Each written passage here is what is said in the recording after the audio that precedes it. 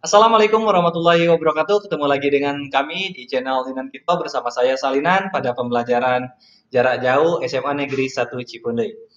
Pada hari ini kita akan bahas materi biologi lanjutan yang kemarin tentang ruang lingkup biologi pada subbab tentang manfaat mempelajari biologi dengan kerja ilmiah.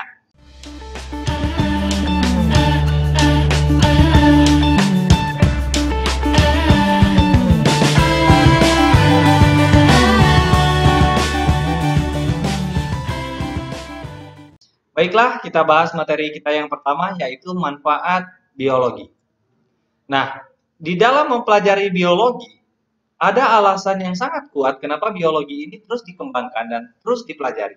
Karena banyak manfaat-manfaat yang bisa kita ambil di berbagai bidang di dalam kehidupan tentang biologi ini sendiri. Baiklah, untuk lebih jelas kita bisa melihat materi berikut ini. Manfaat biologi di bidang pertanian. Yang pertama, penemuan bibit unggul dan pola pemupukan yang sesuai dapat meningkatkan produksi pertanian. Mungkin teman-teman sudah mengetahui dahulu seseorang berkebun dengan cara tradisional ternyata menghasilkan hasil yang kurang efektif. Sehingga 1960 dan 1960 ada program pemerintah untuk meningkatkan hasil dari pertanian dengan cara menemukan bibit unggul. Mungkin kalau seandainya kita ingat di pertanian, di persawahan itu ada padi yang IR seperti itu merupakan bibit unggul yang dikembangkan berdasarkan konsep biologi. Di sini dengan adanya bibit-bibit ini hasil pertanian akan lebih meningkat dari sebelumnya. Yang kedua, biologi ini juga dapat mengkaji rekayasa genetik yang dapat diciptakan jenis tanaman budidaya yang mampu menghasilkan insektisida sendiri. Seperti pada buah apel, pada fir, kol, brokoli, kentang. Nah, dengan rekayasa genetik diciptakanlah tanaman-tanaman yang sudah memiliki insektisida. Apa maksudnya? Jadi tanaman-tanaman yang rekayasa genetik ini dia kuat terhadap hama, terhadap serangga-serangga penyerang. Jadi dia menghasilkan anti serangga atau disebutnya insektisida di tubuhnya sehingga dia tidak disukai oleh serangga, tapi tidak berbahaya pada manusia. Nah, selain itu, rekayasa genetik juga dapat menghasilkan buah-buahan tanpa biji, seperti buah semangka, buah pepaya, jeruk, anggur. Mungkin di antara teman-teman sudah pernah menemui buah-buah hasil rekayasa genetik ini pada kehidupan sehari-hari. Mungkin semangka tanpa biji ini banyak juga yang dijual di pasar-pasar. Ini salah satu buah-buah yang dihasilkan dari rekayasa genetik, memanfaatkan ilmu biologi. Yang ketiga, masih manfaat biologi di bidang pertanian. Melalui kultur jaringan bisa menghasilkan tanaman unggul yang dapat dibudidayakan atau diperbanyak dalam jumlah yang sangat singkat. Ya. Nah, seperti apa? Mungkin kalau seandainya kita ingin membudidayakan kelapa sawit dengan cara biasa, dengan cara konvensional, mungkin kita butuhin biji-biji kelapa sawit yang banyak untuk menanam bibit-bibit kelapa sawit baru. Tapi apabila kita menggunakan kultur jaringan, kita bisa mengambil bagian apapun dari kelapa sawit itu, baik itu bagian daunnya atau bagian batangnya yang masih hidup, yang masih tumbuh, kita bisa mengembangbiakannya dengan cara teknik kultur jaringan, sehingga dia akan diperbanyak secara massal dalam jumlah yang sangat banyak dalam waktu yang sangat singkat. Selain kelapa sawit juga ada anggrek, pisang, dan wortel yang bisa dikembangkan dengan cara kultur jaringan. Masih banyak teman-teman lain tentunya. Nah, yang banyak dikembangkan ini adalah anggrek.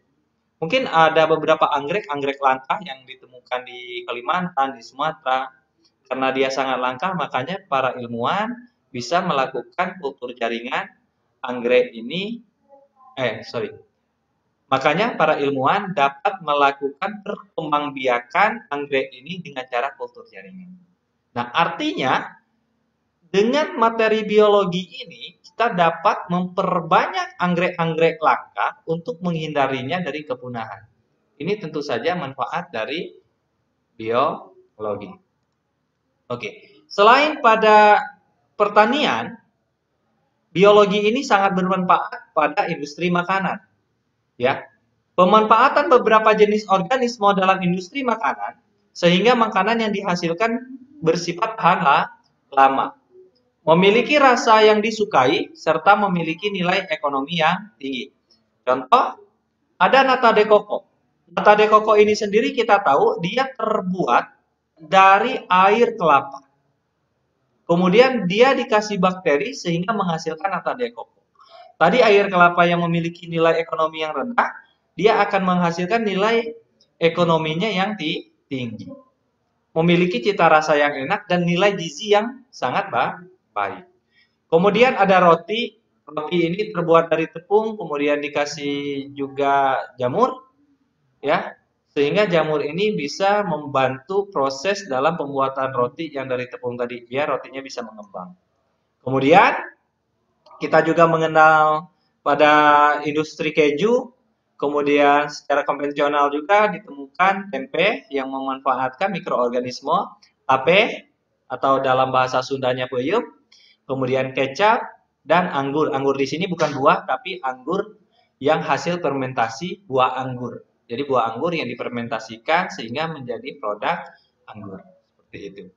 Nah, selain contoh-contoh ini, pada biologi juga yang dapat mengembangkan industri makanan seperti cita rasa gurih. Ya, cita rasa gurih yang kita kenal mungkin dari dari pecin atau sering disebutnya di dalam kimianya MSG. Ini juga produk-produk dari ilmu biologi. Pada bidang kesehatan, biologi ini bermanfaat seperti ditemukan metode pencakokan pada bagian seseorang yang mengalami kerusakan atau disfungsi organ tubuhnya.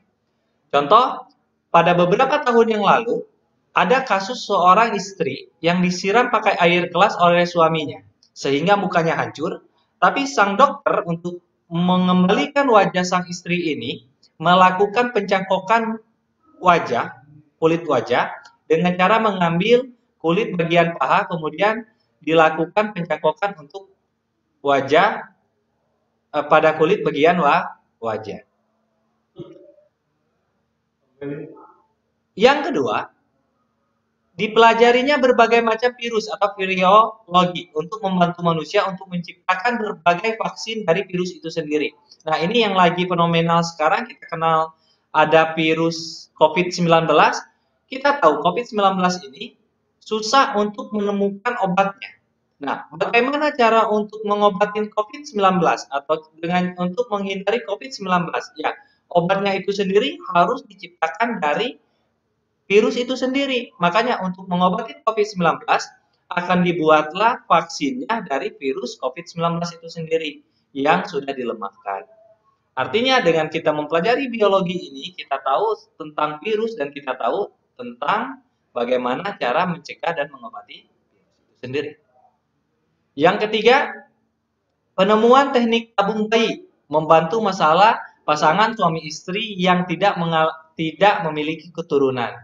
Mungkin kita sering mendengar ada seseorang yang memang sulit untuk hamil, ya, tentunya pasangan suami istri, istrinya sulit untuk hamil, maka dilakukan metode bayi tabung. Bukan bayinya yang dimasuk ke tabung, tapi sperma dari laki-laki diambil dan ovum dari perempuan itu diambil, kemudian dilakukan fertilisasi di dalam tabung reaksi. Setelah sperma sama ovum ini tumbuh di dalam tabung reaksi, barulah nanti hasil fertilisasi ini atau zigot ini akan disuntik ke dalam rahim dari si istri tersebut. Barulah melanjutkan kehamilannya. Jadi yang dibantu itu adalah fertilisasi dari sperma dan ovum yang dilakukan di luar tubuhnya atau dilakukan di dalam tabung. Yang keempat, ada manfaat mempelajari. Yang keempat, ada manfaat mempelajari biologi di bidang kesehatan, yaitu mikrobiologi kedokteran telah berhasil menemukan berbagai macam antibiotik untuk berbagai macam bakteri penyebab penyakit. Manfaat mempelajari biologi di bidang pertanian dengan ditemukan teknik inseminasi buatan atau disebutnya kawin suntik. Nah, kawin suntik ini bertujuan untuk mendapatkan hewan ternak dengan kualitas yang baik serta reproduksinya yang meningkat. Cara melakukan inseminasi buatan ini sendiri di mana sperma dari hewan jantan diambil, kemudian sperma ini disuntikkan ke rahim-rahim hewan betina sehingga hewan-hewan betina itu hamil. Artinya, dalam waktu yang singkat, satu domba bisa menghamili puluhan bahkan ratusan hewan betina lainnya dalam waktu yang singkat sehingga produksi dari hewan ternak ini bisa meningkat. Yang kedua, manfaat mempelajari biologi di bidang pertanian ditemukan teknik fertilisasi in vitro, di mana embrio yang unggul dihasilkan di luar uterus dalam jumlah tertentu dan disimpan dalam jangka waktu tertentu pada nitrogen cair dengan suhu 196 derajat Celcius, kemudian dapat diimplementasikan ke induk betina tidak unggul dari spesies yang sama. Dengan demikian, akan cepat diperolehkan banyak ternak yang unggul. Selain manfaat mempelajari biologi, biologi ini juga dapat membahayakan kehidupan di bumi ini. Contohnya, bahaya dalam biologi itu seandainya biologi digunakan untuk menciptakan senjata biologi. Senjata biologi ini yaitu pembuatan mikroorganisme yang sengaja diciptakan untuk kepentingan tertentu. Biasanya, senjata biologi ini dibuat oleh seseorang untuk menghancurkan satu kelompok atau satu negara atau satu wilayah tertentu dengan senjata biologi. Biasanya senjata biologi ini bisa berupa virus atau bakteri. Yang kedua, bahaya mempelajari biologi ini yaitu dengan adanya cloning. Karena cloning ini sendiri dianggap sebagai intervensi karya Tuhan yang Maha Esa dan tidak bermoral. Makanya sampai saat ini cloning ini tidak diteruskan atau tidak dikembangkan secara massal karena dianggap berbahaya. Yang ketiga, bahaya mempelajari biologi di transgenik. Jika tidak dilakukan pengkajian secara benar, dapat membahayakan bagi manusia. Karena transgenik ini sendiri yaitu mentransfer gen dari makhluk hidup satu ke makhluk hidup yang lain. Bayangkan teman-teman, jika ada makhluk hidup yang kita transferin gen, kemudian gen ini berbahaya terhadap keberlangsungan makhluk hidup itu, sehingga makhluk hidup itu bisa mengancam keselamatan bagi manusia. Yang keempat, bahaya dalam mempelajari biologi yaitu ada proyek genom manusia. Nah, ini akan sangat berbahaya bila tidak dapat diantisipasi kelemahan-kelemahannya. Yang kelima, bahaya dalam mempelajari biologi yaitu akan terjadi evolusi genetika, yaitu masuknya suatu organisme yang mengalami mutasi atau mutan ke suatu lingkungan. Ya. Oke, kita lanjut ke materi berikutnya tentang kerja ilmiah. Nah, kerja ilmiah ini tidak lepas dengan metode ilmiah. Cara kerja untuk meneliti makhluk hidup secara langsung dengan menerapkan langkah-langkah metode ilmiah. Nah, metode ilmiah yang tampil pada layar adik-adik merupakan metode ilmiah yang dikemukakan oleh Mohandan. Langkah-langkahnya yaitu merumuskan masalah, mengobservasi data, membuat hipotesis, melakukan eksperimen, menganalisis data eksperimen, kemudian menarik kesimpulan. Yuk kita bahas satu-satu. Merumuskan masalah. Jadi setiap kerja ilmiah itu berawal dari rumusan masalah. Rumusan masalah ini biasanya didapatkan dari masalah-masalah yang ditemukan dalam kehidupan sehari-hari. Contohnya, pada saat ilmuwan menemukan konsep tentang pelangi. Yang kita tahu saat ini pelangi itu merupakan penguraian cahaya oleh butiran-butiran air. Nah, waktu dulu banyak mitos beredar bahwa pelangi itu merupakan jalannya bidadari kalau di Indonesia ya. Kemudian di Malaysia dikatakan pelangi itu adalah naga yang sedang minum. Mungkin teman-teman juga pernah menontonnya di cerita pada kartun Upin Ipin. Kemudian di Cina juga ada yang mengatakan bahwa pelangi itu merupakan kolaborasi dari bunga-bunga yang membentuk pelangi. Nah, semua ini itu adalah suatu dugaan-dugaan oleh masyarakat. Makanya ini dianggap masalah oleh para ilmuwan. Sehingga ilmuwan mengatakan bahwa apakah benar itu seperti yang dikemukakan jalannya bidadari, naga yang sedang minum, atau bunga-bunga yang sedang bermekaran, pelangi itu seperti apa, sehingga dicarikanlah data-data yang mendukung tentang pelangi. Nah, makanya langkah kedua itu tentang observasi data. Observasi data ini kita masih berbicara tentang pelangi tadi, itu sebagai contoh aja ya. Para ilmuwan mulai melihat, oh pelangi ini munculnya siang hari. Muncul setelah hujan. Kalau ada sinar matahari yang cerah. Jadi siang hari muncul setelah hujan di saat ada cahaya matahari yang cerah. Dilakukan hipotesisnya. Hipotesis itu kayak satu pernyataan-pernyataan yang dianggap benar saat itu, saat sebelum dilakukan eksperimen. Nah, bisa saja mitos-mitos yang beredar di masyarakat itu yang dijadikan hipotesis. Contohnya kayak seperti yang saya ungkapkan tadi, bahwa pelangi itu adalah jalannya bidadari. Mungkin dari teman-teman, dari adik-adik pernah mendengar cerita ini dari orang tua bahwa pelangi itu jalannya bidadari. Seperti ini dahulu juga seperti itu. Ada sebuah hipotesis di sana. Nah, setelah hipotesis ini dilakukan, selanjutnya para ilmuwan melakukan eksperimen. Kita masih balik lagi ke cerita pada pelangi ini. Dilakukan eksperimen dibandingkan dengan yang lain. Dilakukan eksperimen-eksperimen, kemudian hasil dari eksperimen yang diamatin baik itu secara kuantitatif dan kualitatif, ditariklah sebuah kesimpulan.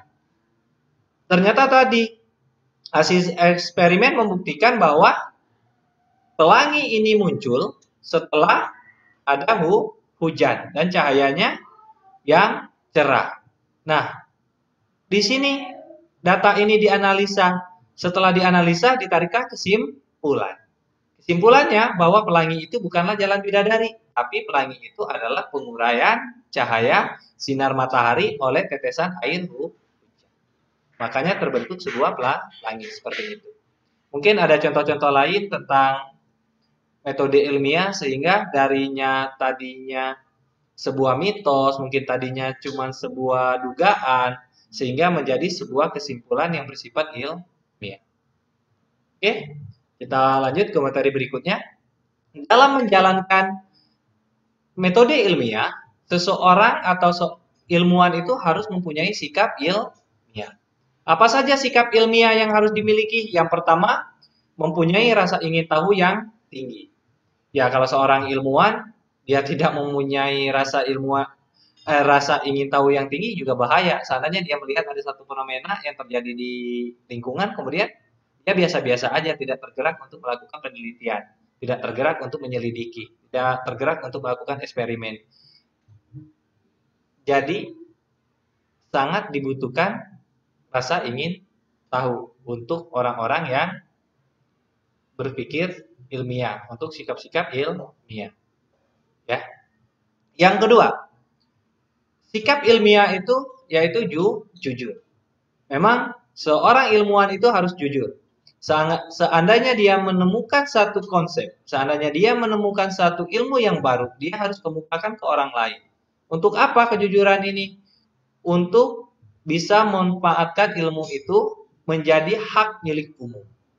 Contoh, seandainya saat ini ada COVID-19, kemudian kita sebagai ilmuwan kita dapat menemukan vaksinnya, obatnya untuk COVID-19, kita harus jujur. Kita harus bukakan bahwa kita dapat menemukan obat dari COVID-19. Tidak boleh disembunyikan. Ya. Karena itu merupakan sikap ilmiah. Yang ketiga, harus objektif. Ya, objektif itu berfokus pada objek, jangan subjek. Subjektif itu kalau dia berfokusnya kepada diri dia. Dia akan kemukakan hasil penemuan dia, kalau menguntungkan bagi dia, kalau tidak menguntungkan bagi dia sembunyikan datanya, itu namanya tidak objektif. Yang keempat, sikap ilmiah ini berpikir secara terbuka dan memiliki kepedulian. Oke, cukup jelas. Yang kelima, harus teliti. Nah, seorang ilmuwan harus mempunyai sikap ilmiah yaitu teliti, tidak boleh ceroboh. Yang keenam, harus tekun. Yang ketujuh, berani dan santun. Di dalam kerja ilmiah, saat melakukan proses metode ilmiah, ada beberapa data di saat kita melakukan eksperimen. Nah, data-data ini secara jenisnya dibagi menjadi dua. Yang pertama, ada data kualitatif dan ada data kuantitatif. Data kualitatif itu bukan berupa angka, tapi dapat dinominalkan. Contoh, seandainya kita meneliti tentang pengaruh suatu zat terhadap warna daun. Nah, warna daun di sini itu data kualitatif karena dia tidak ada angka-angkanya. Contohnya kan kita cuma bisa bilangnya daunnya warna hijau, daunnya warna hijau muda, daunnya warna hijau tua. Cuman seperti itu, tidak ada angka-angka yang bisa menunjukkan untuk data itu. Atau kita meneliti tentang keriting bulu pada kelinci. Ya, mungkin ada yang sangat keriting, keritingnya sedang dan segala macamnya. Artinya datanya tidak bisa ditunjukkan dalam bentuk angka. Itu yang disebut dengan data kualitatif. Yang kedua, ada data kuantitatif. Kalau yang kedua ini data kuantitatif, yaitu data berupa angka, dapat menunjukkan jumlah. Contohnya seandainya kita berbicara populasi manusia di Pulau Jawa. Kita bisa hitung berapa ribu orang atau berapa juta orang yang ada di Pulau Jawa. Seperti itu. Seandainya kita meneliti pertumbuhan virus COVID-19 di Indonesia, itu ada angka-angka yang bisa dihitung. Itu namanya data kuantitatif. Datanya berupa angka. Dapat ditunjukkan secara jumlah. Masih di dalam proses metode ilmiah, kita juga mengenal ada variabel. Nah, jenis-jenis variabel ini, ya, yang pertama ada variabel kontrol. Contohnya, faktor lain yang ikut berpengaruh dibuat sama atau terkendali. Ya, jadi yang disebut dengan variabel kontrol itu faktor lain yang ikut berpengaruh tapi dibuat sama atau dikendalikan. Makanya disebut dengan variabel kontrol. Contohnya, seandainya kita ingin meneliti pengaruh cahaya terhadap pertumbuhan kacang. Nah, kita harus ingat bahwa air juga mempengaruhi tentang pertumbuhan kacang ini. Ya, tapi karena yang ingin kita teliti ini adalah pengaruh cahaya, makanya air ini sebagai variabel kontrol. Makanya dia harus disamakan. Jadi kalau seandainya tanaman A disiram, ya tanaman B juga harus disiram. Sehingga dia terkontrol. Ya, jadi air itu sebagai variabel kontrol. Itu contohnya. Yang kedua, ada variabel bebas. Variabel bebas ini sifat manipulatif, dibuat bervariasi bersifat mempengaruhi. Jadi sifatnya mempengaruhi, dia yang dimanipulatif dibuat variasi. Kita masih contoh yang tadi, seandainya kita lagi meneliti pengaruh cahaya terhadap pertumbuhan tanaman kacang, maka cahayanya itu yang kita buat variasi. Seandainya yang satunya di tempat terang, yang satunya di tempat gelap. Jadi cahayanya yang kita robah. Berarti cahaya itu bersifat variabel bebas. Yang ketiga, ada variabel terikat. Variabel terikat ini respon dari variabel bebas, bersifat dipengaruhi. Makanya kalau kita balik lagi ke contoh tadi, pengaruh cahaya terhadap pertumbuhan tanaman kacang. Berarti pertumbuhan tanaman kacang inilah yang disebut dengan variabel terikat. Jadi kalau saya kasih contoh lagi dari awal, seandainya ada satu penelitian yang meneliti tentang pengaruh cahaya terhadap pertumbuhan tanaman kacang, berarti pertumbuhan tanaman kacang itu adalah variabel terikat, cahaya itu variabel bebas. Nah, yang di luar itu seperti air, pupuk, hormon, itu adalah variabel kontrol. Di luar dari cahaya dan tanaman kacang, disebut dengan variabel kontrol. Nah, tadi juga kita ada bahas tentang hipotesis. Hipotesis ini disebutnya dugaan sementara atau pernyataan yang dianggap benar di saat itu. Jenis-jenis hipotesis ini yang pertama ada hipotesis 0 atau H0. Apabila hipotesis yang mengatakan tidak ada pengaruh antara variabel independence dengan variabel dependence. Artinya, dalam rumusan hipotesis yang diuji yaitu ketidakbenaran variabel X mempengaruhi variabel Y. Contohnya, tidak ada hubungan antara warna baju dengan kecerdasan manusia. Itu contohnya. Itu contoh hipotesis ya. Ada juga yang kedua hipotesis kerja atau H1. Hipotesis kerja ini adalah hipotesis yang menyatakan adanya hubungan antara variabel independence atau X dengan variabel dependence atau Y yang diteliti. Hasil perhitungan H1 tersebut akan digunakan sebagai dasar pencarian data peneliti. Terima kasih adik-adik yang sudah menonton video ini. Jangan lupa untuk like, subscribe, dan share video ini. Jangan lupa apabila ada yang kurang mengerti, silakan komen di kolom komentar. Dan sampai ketemu lagi pada pertemuan berikutnya. Saya Salinan SPD dari Inan Kita Channel mengucapkan Assalamualaikum warahmatullahi wabarakatuh.